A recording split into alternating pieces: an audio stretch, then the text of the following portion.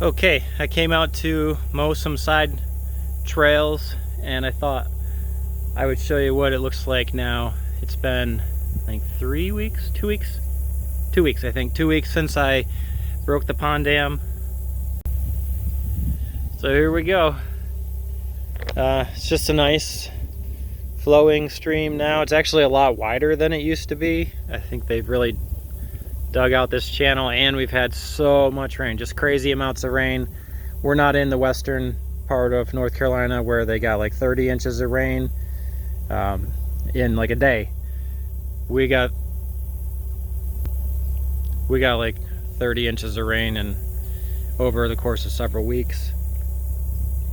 So I don't know if, well, I mean, the water was pretty backed up, so it looks like over time they just really kind of dug out this channel.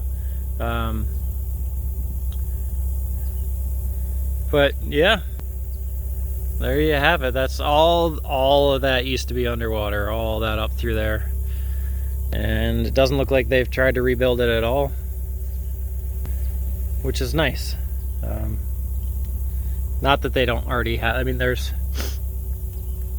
5 other beaver ponds just on this creek, on this side of the property. So there's no shortage of places for them to hang out. But it's nice that they haven't rebuilt it. That's just a quick little update. I figured I was literally right here doing some mowing and thought I'd check it out.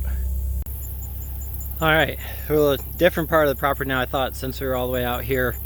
And I don't think I've ever shown this on video before. If I have, it was a long time ago and probably not very well, but we're in the back, kind of in the back corner, and this is all a big swamp back here.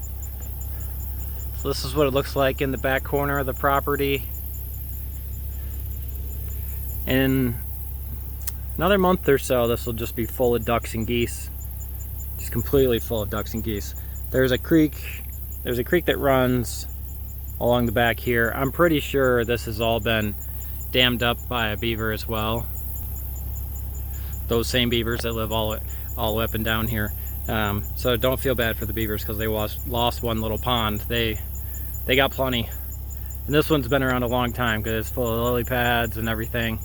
Very well established. But that little creek that runs along the property line, it's not actually the property line, we own on the other side of the creek too, but it runs right near the property line. It's called Little Grassy Creek.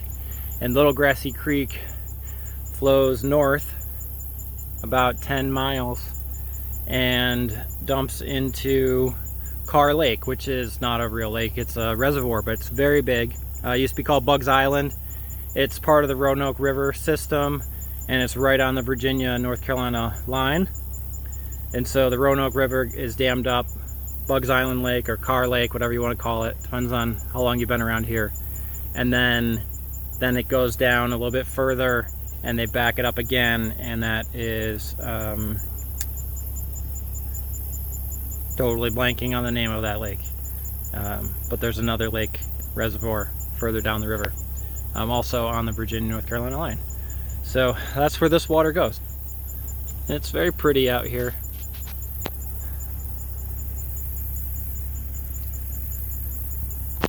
It's very difficult to get in here. It's not difficult to get in here, but it's very difficult to get in here when the birds are in here. Wild ducks are very skittish, so, and they have great vision. You might not even see them, but they'll see you and then they take off before you even get there. So maybe when I'm out here in a couple months, I'll come out early in the morning and try to capture some footage. It'd be really pretty. Yeah, I think we'll get to the next corner and I might be able to show you a Little Grassy Creek. And this will be a really short video. There's no barn update. Nothing's happened.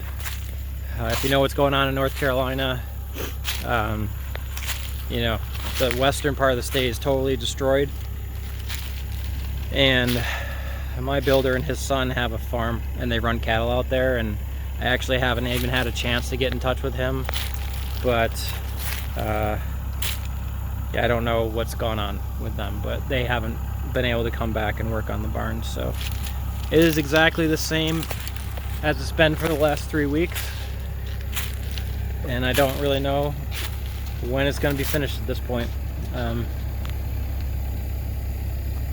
but we just kind of roll with the punches. So it's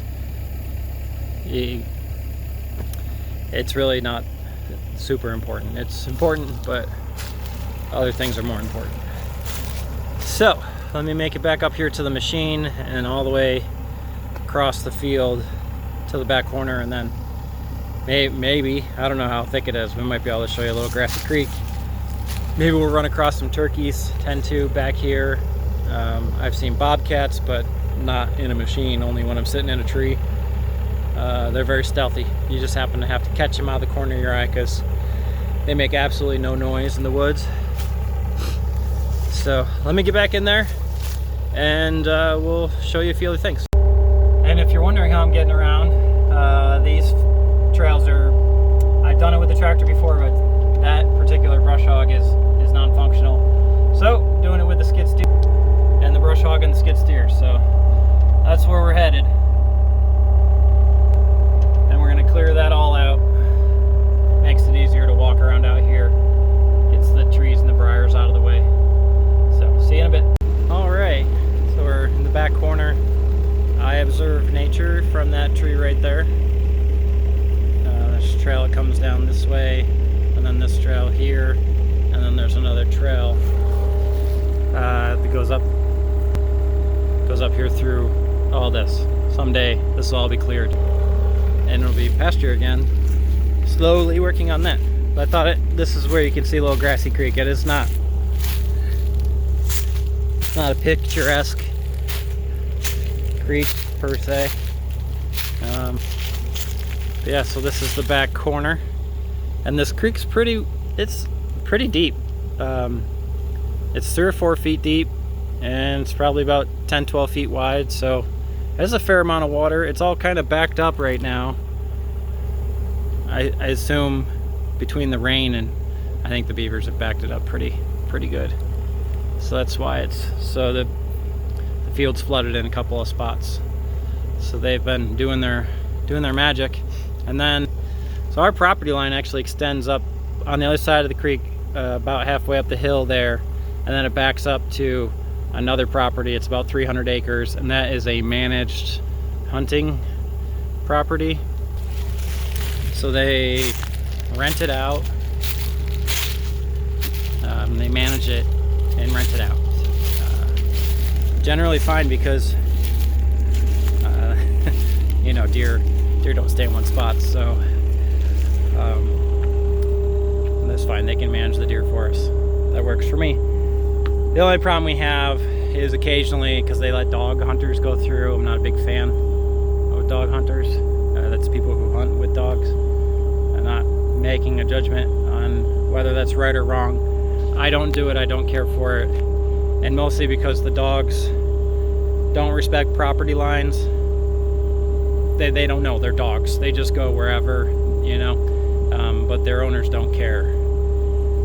And that's really frustrating when you're out here trying to do your thing and you have your own property and someone else's dogs run through and kind of ruin your day. So there's a hole in the fence back here. This is where they get in. I need to fix it, and it's fairly low on the priority list, so it hasn't happened. But it looks like my brother must have got through here with the big tractor because this has already been mowed, and I haven't been out here in a year to mow. So there's no way that it didn't grow at all, which is good. That's good. I think I'll take off here through this one. That's this side trail that's definitely not mowed, and mow that up. And I'm filthy. Something wrong with the track for the door, so almost got stuck in there, and I'm all by myself. That wouldn't have been good, so I'm not closing the door. My phone's low on battery, and I do get pretty good signal out here, so I would be able to call someone, but that'd be pretty embarrassing, being stuck in the skid steer way out here. Well, I would be able to drive back, but at the farm by myself, that would be really embarrassing. So I don't want that to happen. So the door's staying open, and I'm making sure I'm not cutting anything but grass, so I don't have to worry about kickback. These brush hogs can be pretty dangerous. But I'm gonna take off right up through here, clear that out, And that should just about do it for the side trails. Everything's pretty much clear. And someday, our 14-year-old, she's the one who comes out here and pulls all these trees. And she literally has thousands more to pull. I'm working on getting a better attachment for her to do that. But Facebook, it's on Facebook, and getting people to respond is a bit of a challenge. But hopefully we'll get something a little more sturdy, a little more robust, because she bent the last one, and this thing is supposed to not bend. So, all right. Well, I'll see you back out front, and we'll wrap this thing up. Okay, here's a little bit further down that stream from where I tore out the Beaver Dam, and you can see they actually have it dammed up. It's right there at the bottom of the hill. It might be a little hard to see the water through all the trees, but it's dammed up the bottom of the hill, and it's flooded all the way back through the woods and out into the fields. So they're not hurting. They got lots of places to hang out. All right, here we are further upstream from the pond dam that I pulled out. So that was way down there, and we're further upstream, and you can see this whole area is all flooded. And if you can see those dead trees up there, yep, all the way up, it's flooded all the way up to there. So these beavers have really they made quite the work of this area. I'm just trying to make my way through here. But yeah, so we got, so much flooded woods from the beavers. Not exactly ideal for us.